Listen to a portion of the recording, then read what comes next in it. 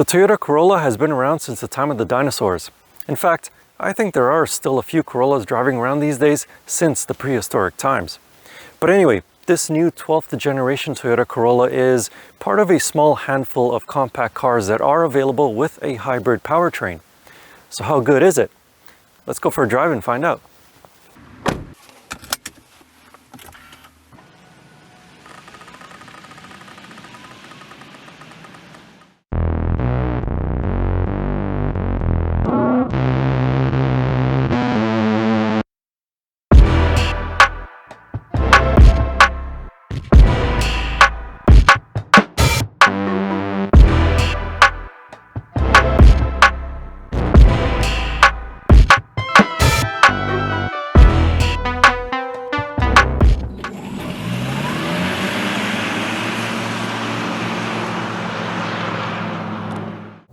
So under the very short hood of the Toyota Corolla Hybrid, you will find a 1.8 liter naturally aspirated 4-cylinder engine, which of course has a little bit of help from an electric motor. The total output is a whopping 121 horsepower and 105 pound-feet of torque.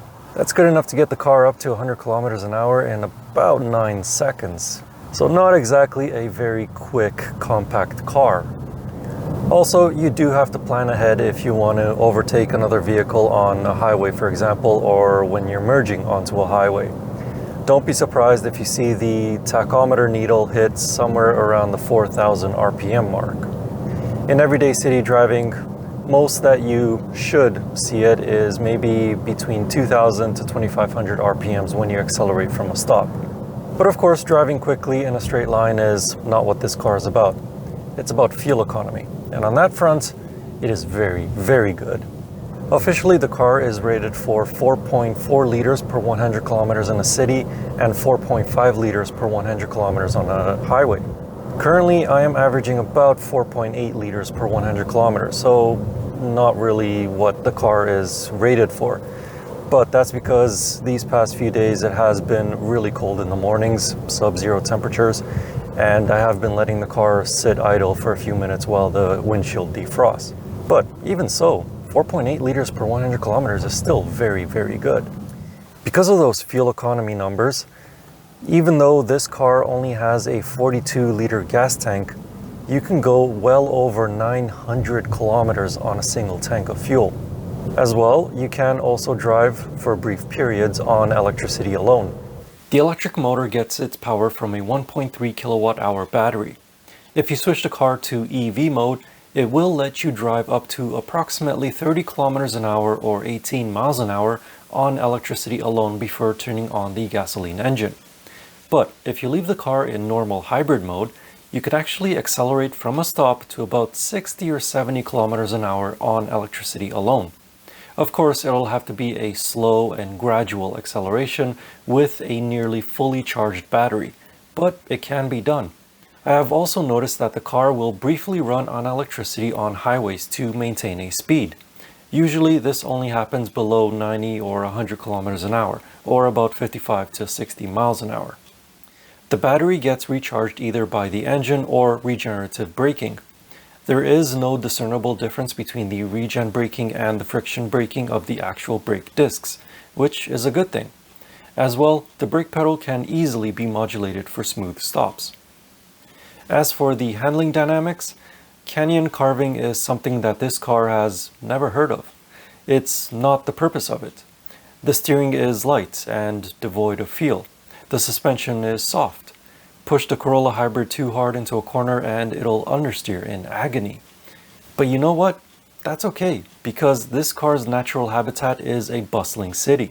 The soft suspension allows it to cope very well with poorly maintained streets. The light steering makes it easy to park in tight spaces between a Tesla and a Mercedes G-Wagon, for example. This is a commuter vehicle and it doesn't try to hide that fact.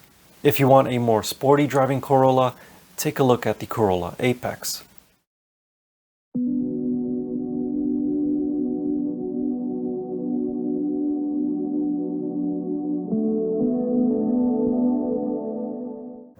As for the ride of the Toyota Corolla Hybrid, it's actually really good. Those really thick sidewall tires as well as the soft suspension do a fantastic job of absorbing bumps and potholes on city streets.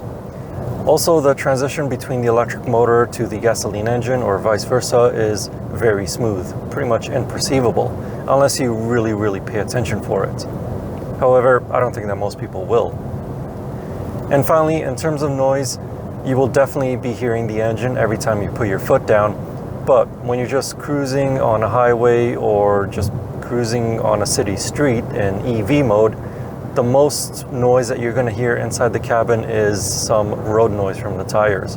Wind noise, not so much, maybe a little bit from the mirrors, but like I said, primarily it's going to be tire noise that you're going to hear. However, it's not deafening or anything like that. Once you step inside the Toyota Corolla Hybrid, you will find an ample amount of space, which is a little odd considering that it is shorter and narrower than some of its competitors. But I'm 6'4" and I have just enough legroom and more than enough headroom. I can even move the seat further back if I really wanted to. As for the interior itself, it is really straightforward. All the buttons are well labeled and they are physical buttons. No capacitive touch controls anywhere. The infotainment system is quite old, to be honest, but it does allow for Apple CarPlay and Android Auto. As well, the screen itself is very responsive. However, in direct sunlight at certain angles, it is, well, impossible to see what you are touching.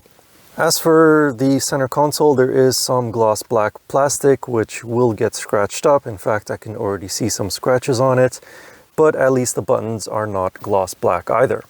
So in general, a very simple and straightforward to use interior. There's really not much that you can complain about it. It also feels really well put together. There's no squeaks, no rattles. It's solid feeling. So with that, let's go check out the back. Now, as I just said, the Corolla is shorter and narrower than a lot of its competitors, and it is very evident back here. The seat is in my driving position, and as you can see, my legs are right up against the back. However, the Mazda 3 sedan is supposed to have, on paper, a tiny bit more legroom in the back seats than this Corolla, and yet I feel more squished in the back seat of that one than I do in this one, which is really strange. However, when it comes to headroom, it really is a premium. I mean, my head is right up against the headliner, so I have to slouch a little bit to have a bit more headroom. But other than that, in the back, you should probably bring a book because there just isn't really anything here. There's no air vents, there's no USB ports. You can get heated seats in the back. This particular demo vehicle does not have them, unfortunately. And oh, the cup holders are right here. And yeah, that's it for the back. In the trunk, the 2022 Toyota Corolla Hybrid has 371 liters of space, which is similar to the Mazda 3 sedan, but quite a bit less than the Hyundai Elantra and Honda Civic sedans. The back seats can be folded for more space, but there is a bit of a step between them and the floor of the trunk.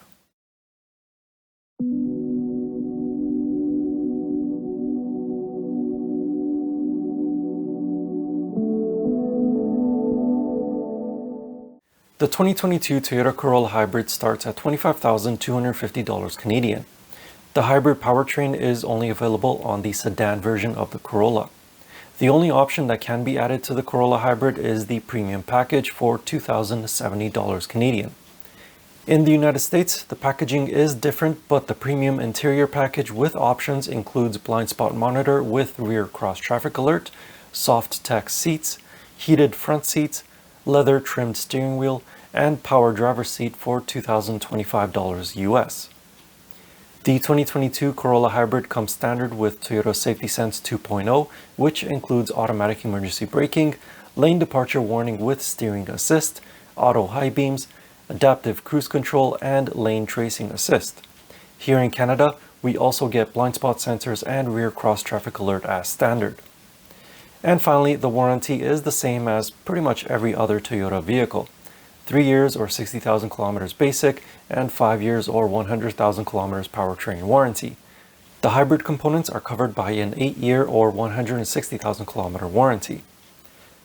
The Corolla sedan also receives an IIHS Top Safety Pick, but not a Top Safety Pick Plus because of the headlights.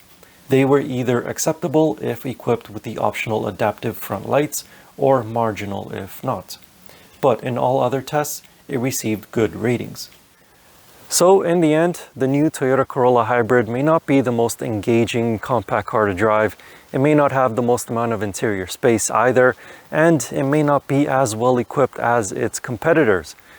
But it is very, very fuel efficient, it's affordable, and at the end of the day, it's a Toyota. So that means it's going to last for a really, really long time. It'll probably last just as long as a cockroach after a nuclear winter. But anyway, if you want to know more about this 2022 Toyota Corolla Hybrid, I wrote a more detailed review of it over on my website. You can find that link in the video description or click on the pop-up banner up there. And as always, I will see you in the next car or truck, or most likely, it'll probably be an SUV. Anyway, thank you for watching. Please like and subscribe, and see you in the next video.